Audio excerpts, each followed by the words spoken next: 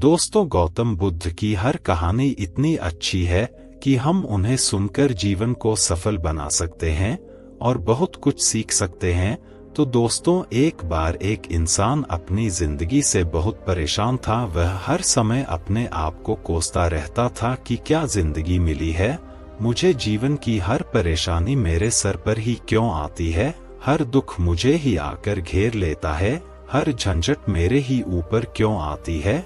एक दिन इसी तरह बैठा हुआ खुद को कोस रहा था कि क्या नसीब है, मेरा क्या किस्मत है, मेरी क्या जिंदगी है मेरी कि तभी अचानक एक बाज अपने शिकार को पंजों में दबाए हुए एक पेड़ पर आकर बैठ जाता है और वहीं पर अपने उस शिकार को खाने लगता है। यह परेशान आदमी जब उस बाज को देखता है तो कहता है, क्या जिंदगी है, इसकी क्या जीवन जी रहा है, क्या मजे कर रहा है, ना इसे खाने की चिंता, ना पीने की, ना पहनने की और ना ही परिवार की चिंता। आराम से शिकार करता है और मस्त खुली हवाओं में कभी इधर तो कभी उधर घूमता है, सारे दिन आसमान में उड़ता रहता है। असल जिंदगी तो यही है, असली जीवन तो यह जी रहा है। फिर वह आसमान की तरफ देखकर जोर जोर से चिल्लाता है कि काश मैं भी एक बाज होता तो मुझे भी कोई दुख ना होता, मुझे भी कोई परेशानी ना होती, काश मैं भी एक बाज होता। जब वह 2 से 3 बार जोर जोर से चिल्लाता है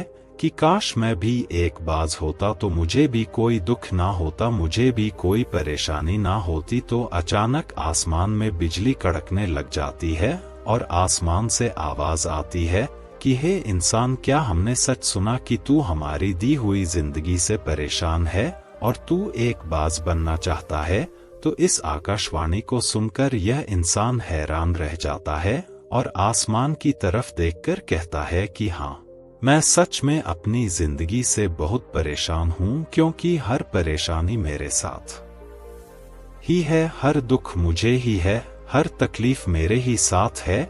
तो आसमान से फिर आवाज आती है कि इंसान, एक बार फिर सोच ले, हमने तुझे बड़ी प्यारी जिंदगी दी है, लेकिन अगर फिर भी तू चाहता है कि हम तुझे बाज बना दें तो हम तुझे बाज बना देंगे, लेकिन अगर एक बार हमने तुझे बाज बना दिया तो फिर हम तुझे दोबारा बाज से इंसान नहीं बनाएंगे। तो यह आदमी तुरंत जवाब देता है कि मैंने अच्छी तरह से सोच लिया है कि मुझे बाज ही बनना है और एक बार बाज बनने के बाद मैं दोबारा कभी नहीं कहूँगा कि मुझे इंसान बनना है।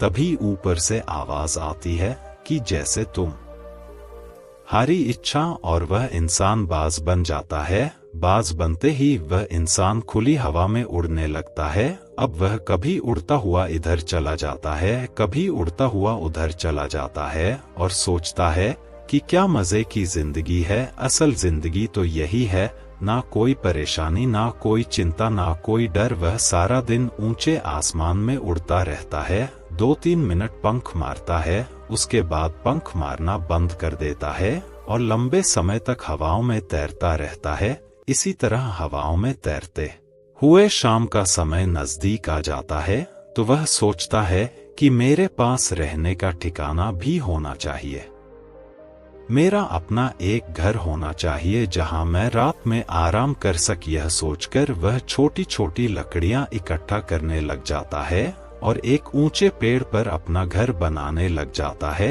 एक ऊंचे पेड़ पर अपना घोंसला बनाने लग जाता है। एक एक लकड़ियां इकट्ठा करके वह अपने लिए एक सुंदर सा घोंसला तैयार कर लेता है। रात में उसी में सो जाता है और सोचता है कि सुबह उठकर शिकार करूंगा और फिर से मौज मस्ती भी करूंगा, खुली हवा में उड़ेंगे। सुबह होते ही वह शिकार की तलाश में निकल पड़ता है, हवाओं में उड़ता रहता है। ऊपर जाकर देखता है कि कहीं जमीन पर मुझे कोई शिकार नजर आए तो मैं तुरंत जाकर उसे दबोच लूं और वहीं पर खा लूं, लेकिन उसे कोई शिकार नजर नहीं आता। काफी समय बीत जाता है, वह लगातार ऊंचाई से शिकार को ढूंढता रहता है, लेकिन उसे कोई शिकार नहीं मिलता। फिर पास में ही एक जंगल होता है, वह उस जंगल में चला जाता है, यह सोचकर कि शायद वहां कोई अच्छा सा शिकार मेरे हाथ आ जाए। पहले वह जंगल के ऊपर उड़कर शिकार को ढूंढता है, फिर वह जंगल के अंदर जाकर शिकार को ढूंढता है, लेकिन उसे वहां भी कोई शिकार नहीं मिलता। अब शाम का समय हो जाता है। वह मायूस होकर वापस अपने घोंसले की तरफ लौटता है। रास्ते में थककर एक पेड़ पर बैठ जाता है। जब वह पेड़ के ऊपर बैठा होता है तो उसकी नजर एक बीमार चिड़िया पर पड़ती है जो कि घायल अवस्था में होती है। वह तुरंत जाकर उसे दबोच लेता है, उसके पंख निकालकर अलग कर देता है और उसे खा जाता है। उस चिड़िया को खाने के बाद वह अपने घोंसले की तरफ उड़ जाता है। वह रास्ते में सोचता है कि चलो बीमार चिड़िया ही सही, लेकिन कुछ तो खाने को मिला। वह अपने घोंसले पर पहुंचकर आराम करने लगता है और सोचता है कि सुबह एक अच्छा सा शिकार पकड़ना पड़ेगा, तभी भूख शांत होगी। जैसे ही सुबह का प्रकाश होता है वह अपने शिकार की तलाश में निकल पड़ता है। वह हवा में उड़ता है, लेकिन आज फिर इसके हाथ कोई शिकार नहीं आता है। काफी समय बीत जाता है। वह ऊंचाई पर जाकर अपनी तेज नजरों से शिकार ढूंढने की पूरी कोशिश करता है, लेकिन उसे कोई भी शिकार नजर नहीं आता है। फिर वह पास के उस जंगल की तरफ चला जाता है, लेकिन उसे वहां भी कोई शिकार नहीं मिलता। इसी प्रकार पूरे दिन उड़ते उड़ते शाम का समय हो जाता है। वह निराश होकर वापस लौटने लगता है। रास्ते में एक पेड़ पर आकर बैठ जाता है और सोचता है काश आज फिर कोई बीमार चिड़िया ही मिल जाती, लेकिन हर बार किस्मत मेहरबान थोड़ी होती है। अब तो कोई बीमार चिड़िया भी नहीं मिली। वह थक हार कर वापस अपने घोंसले तरफ चल पड़ता है और घोंसले पर पहुंचकर भूखा प्यासा ही सो जाता है। वह सोचता है कल सुबह एक बड़ा सा शिकार करूंगा और आज की भूख भी मिटा लूंगा। वह रात को अपने घोंसले में सोया होता है। वह गहरी नींद में होता है कि तभी एक भयानक तूफान आता है। इस तूफान की हवा इतनी तेज होती है कि इसके घोंसले को उड़ाकर फेंक देता है। उसका घोंसला बर्बाद हो जाता है। बाज बुरी तरह घायल हो जाता है। तूफान के रुकने के बाद बारिश शुरू हो जाती है। तेज बारिश होती रहती है, पर बाज किसी तरह से पेड़ों के नीचे छुपकर बैठा रहता है।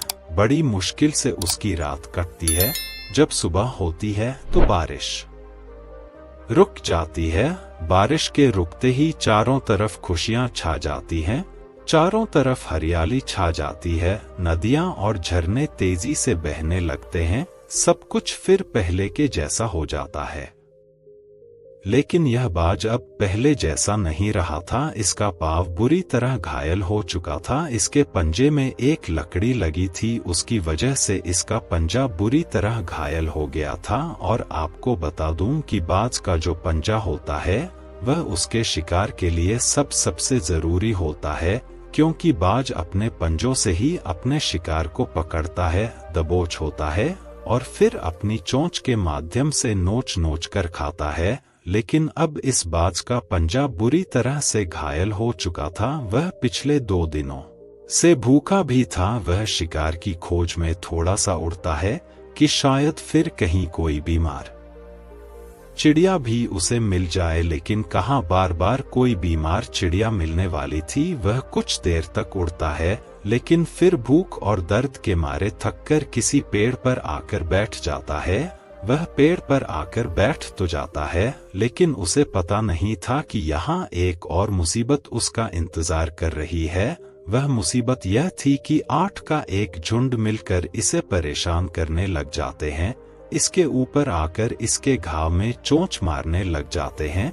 उन्हें भी पता चल जाता है कि यह बाज घायल है और भूख की वजह से कमजोर भी है। यह बाज उनसे बचने के लिए थोड़ा सा उड़ता है और फिर जाकर बैठ जाता है। उनसे पीछा छुड़ाने का प्रयास करता है, लेकिन वह फिर उसके पीछे आ जाते हैं। तो फिर वह उड़कर थोड़ी दूर चला जाता है, लेकिन कौओं का समूह उसका पीछा नहीं छोड़ता और बार बार इसके पास आकर इसे परेशान करते हैं। कौवे अक्सर बाज के साथ ऐसा करते हैं, लेकिन फिर बाज भी उनके साथ एक खेल खेलता है।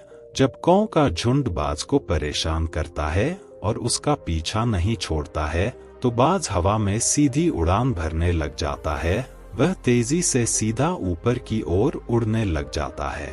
कौवे भी उसके पीछे होते हैं, लेकिन कुछ देर तक उड़ने के बाद कौवे ऐसी ऊंचाई पर पहुंच जाते हैं जहां पर उन्हें ठीक से ऑक्सीजन मिलनी बंद हो जाती है, उनका दम घुटने लग जाता है, उनकी सांस रुकने लग जाती है, फिर वे वहां से और ऊपर नहीं जा पाते हैं।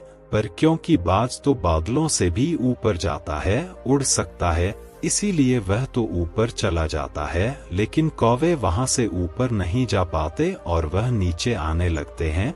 तो इस तरीके से बाज उनसे अपना पीछा छुड़ा लेता है, लेकिन ऐसा करने के लिए, इतनी ऊंची उड़ान भरने के लिए इस बाज के पास उतनी ताकत नहीं थी, क्योंकि यह भूखा भी था और घायल भी था। यह उड़ता और थोड़ी दूर जाकर बैठ जाता। कौवे फिर से परेशान करने लग जाते हैं। इसी तरह भूख और घायल हालत में एक दिन गुजर जाता है, फिर दूसरा दिन भी गुजर जाता है, इसी तरह तीसरा दिन भी गुजर जाता है, लेकिन इस बाज की हालत में कोई सुधार नहीं हो रहा था। उसकी हालत बद से बदतर होती जा रही थी। चौथे दिन यह बिल्कुल खत्म होने पर आ जाता है, इसके अंदर बिल्कुल ताकत नहीं बचती और इसका शरीर इसका साथ छोड़ने लगता है। तो यह किसी तरह से उड़कर पास ही में इंसानों के एक हॉस्पिटल की छत पर आकर बैठ जाता है और वहां से आने जाने वाले मरीजों को देखता है और अपने आप से कहता है कि काश आज मैं एक इंसान होता तो ऐसे छोटे मोटे जख्मों का इलाज करवा लेता, या किसी को बता देता कि मैं भूखा हूँ, परेशान हूँ, मेरे साथ यह परेशानी है। लेकिन आज मैं एक ऐसा बेजुबान परिंदा हूँ जो किसी से कुछ नहीं कह सकता, किसी को अपना दुख नहीं बता सकता, किसी से कोई मदद नहीं मांग सकता। यही बात सोचकर वह उसी छत पर अपना दम तोड़ देता है। वह अपनी जान की कुर्बानी तो दे जाता है, लेकिन साथ ही साथ हमें यह सीख भी दे जाता है कि आपको जैसा बनाया गया है, आप जैसे भी हो उसी में खुश रहो और उसी में बेहतर करने की कोशिश करते रहो, ना कि इस बात से परेशान रहो कि काश में ऐसा होता, काश में वैसा होता, काश मैं यह बन जाऊं। आपको जैसा भी बनाया गया है, आप उसी में अपना सर्वश्रेष्ठ करने का प्रयास करते रहो। तो दोस्तों, यह कहानी तो बहुत काल्पनिक है, लेकिन हमें जीवन का एक ही महत्वपूर्ण नियम सिखा कर जाती है कि हम जैसे भी हैं अच्छे हैं, बस हमें उसी में अपना सर्वश्रेष्ठ करने का प्रयास करते रहना चाहिए। तो दोस्तों, अगर आपको हमारी वीडियो अच्छी लगी हो तो वीडियो को लाइक करें और आपके दोस्तों के पास शेयर करें और साथ ही चैनल को सब्सक्राइब करें। धन्यवाद।